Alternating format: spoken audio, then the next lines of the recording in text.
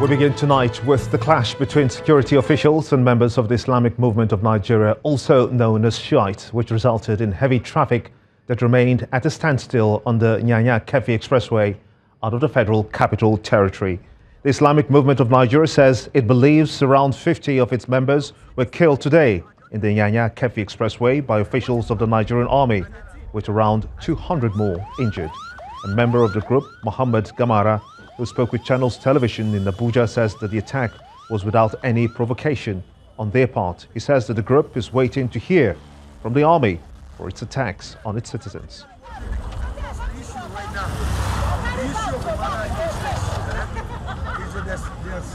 There's a poor intelligence.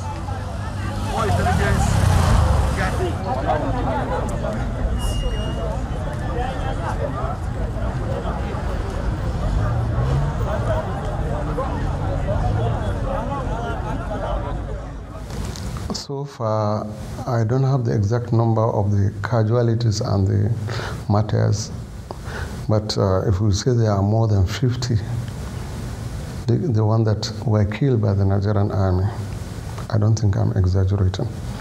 And we have more than 200 people that are now injured, majority of them carrying bullet wounds. That's really what happened.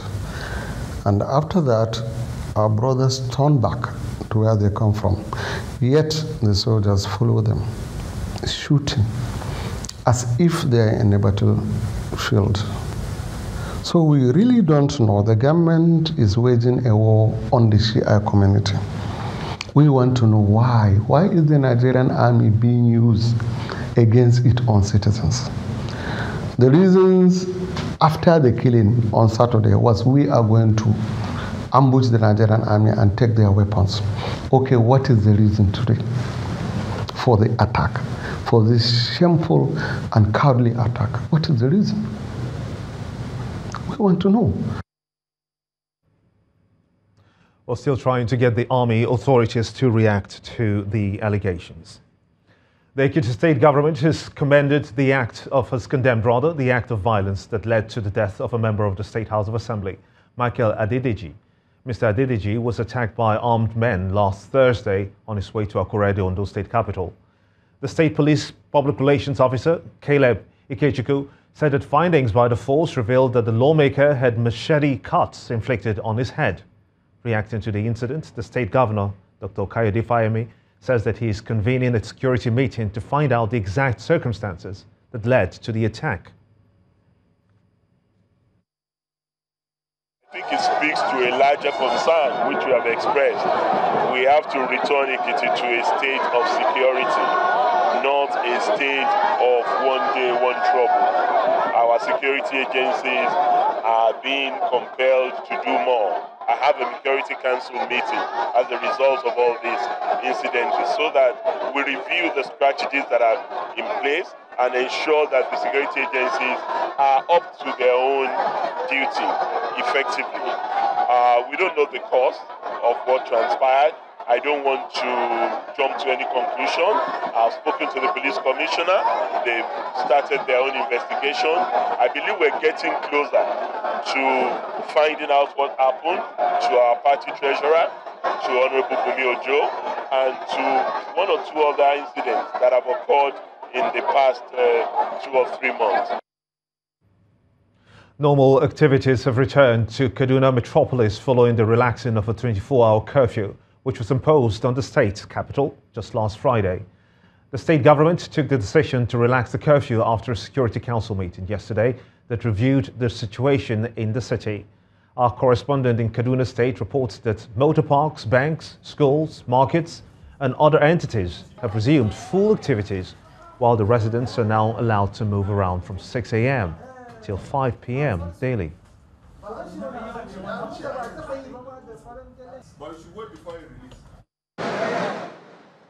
After a week of steady violence that rocked the state, the streets of Kaduna are coming back to life.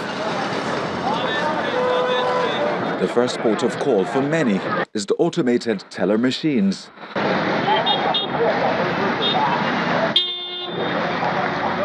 From there, it's to the market to stock up for lost time.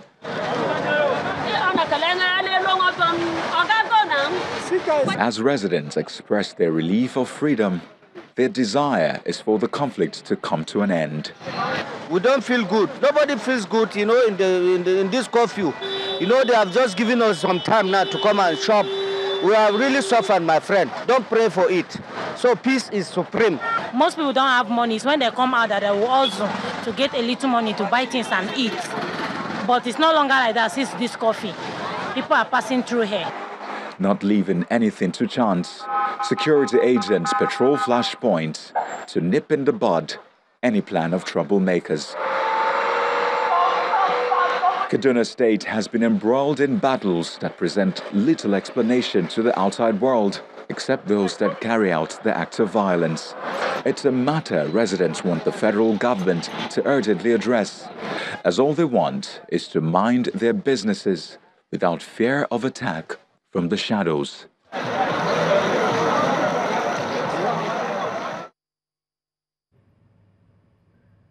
In the meantime, the Nigerian police says that it has arrested 93 persons who were involved in the crisis that rocked Kaduna State last week, starting with the killings at the Kaswan-Magani area of the state. False Public Relations Officer Mr. Juma Moshood told journalists that 43 of the persons arrested have been arraigned in court, while 51 of them are still being investigated. So far, we have arrested 93 suspects for being responsible, actively responsible for the crisis in Kaswan-Magani in Kaduna South and for other crises that occurred in other locations within Kaduna State. 43 of these suspects are being prosecuted as we speak, while 50 are currently in police custody, and investigation is being rounded up into their involvement in these activities. These 93 suspects are from different divides and across religious borders. We want to assure the public that the Inspector General of Police have directed that no stone should be left unturned in ensuring that we get to the root of the perpetrators and those who are sponsoring them in this mayhem that's occurred in Kaduna. As we speak, normalcy have been fully restored in Kaduna State. We want Nigerian, especially those that will be traveling through Kaduna, to know that enough and adequate security have been provided for any travelers and for anybody who is visiting Kaduna or everybody that is going to live in Kaduna and those who are already in the state doing their day-to-day activities. The Governor-General of Canada, Julie Piet, has praised the long-standing relations between her country and Nigeria. Mrs. Piet says that Canada is ready to cooperate with Nigeria in tackling health challenges, especially relating to women and girls. She has spoken this after holding bilateral talks with President Muhammadu Buhari at the presidential villa in Abuja. While addressing journalists, Mrs. Piet also expressed hope that Canada and Nigeria will be able to explore possibilities in space technology.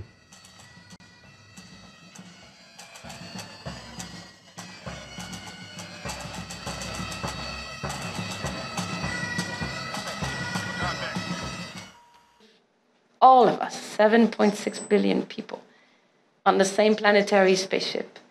And it's more essential and important than ever that we collaborate to make sure that we leave this planet in good state for the benefit of our communities and for the future of our children. Our contribution to support the health and rights of those most in need, with a focus on women and girls, is something that is dear to the Canadian people. We're also working together to strengthen the ability to respond to outbreaks of disease, improve primary health care delivery, and increase business opportunity for all. Clearly, security and stability in Nigeria are vital for this entire region, and Canada is committed to cooperate and work together with Nigeria on this front as well. We are also very much looking forward to visit the National Space Research and Development Agency, Nigeria Space Agency, and to highlight the ways in which science and technology and innovation can help monitor what's happening on the ground and improve our lives. Now to politics. The former Minister of Education and presidential candidate of the ACPN, Dr. Obi Ezekwesili, has described the ruling All Progressives Congress, APC, and the main opposition party, the People's Democratic Party, the PDP, as the same Siamese twins. She says that Nigerians deserve a better leadership and good governance compared to the ones the two leading parties are fielding. Dr. Obi Ezekwesili believes that the APC and the PDP are fielding one candidate she describes as Butiku. She says that she is the best candidate for the nation's top job. She was in Lagos earlier today, where she addressed the press conference.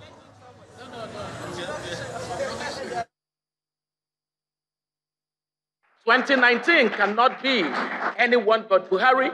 Our country is not a recycling plant for an inspiring old man with old ideas. We deserve better than their aggressive mediocrity. And that is why I am running for president, to lead a people's movement that will permanently terminate bad leadership, retire this incompetence, and fight for every Nigerian. For those of you considering the PDP as an alternative, I really want to ask you, what is the thing that you see about them that is any different from the APC? Really, these people are the same. They are the Siamese twins of failure. Fellow Nigerians, here is the truth of the matter. The APC-PDP is not two parties.